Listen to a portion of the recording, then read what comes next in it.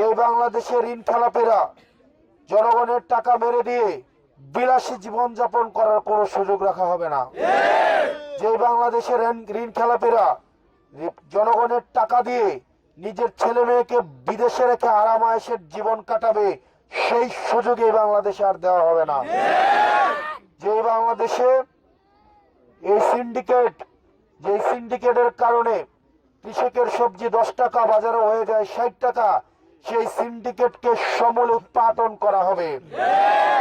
যেই বাংলাদেশে যেসব টেন্ডারবাজ, যেসব টেম্পো স্ট্যান্ডের যারা দখল করে নেয়, যাদের কারণে 30 টাকার ভাড়া হয়ে যায় 50 টাকা, তাদেরকে এলাকা ছাড়া করা হবে।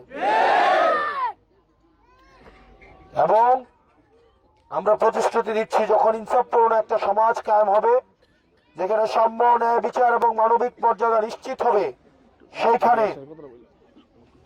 সেইখানে আপনারা নিশ্চিত থাকেন আমরা অবশ্যই আমরা এই 11 দলীয় জোটের নেতৃত্বে সরকার গঠন করার মধ্য দিয়ে আমরা এই দুর্নীতিবাজদের সমূলে বাংলাদেশ থেকে উৎপাটন করব।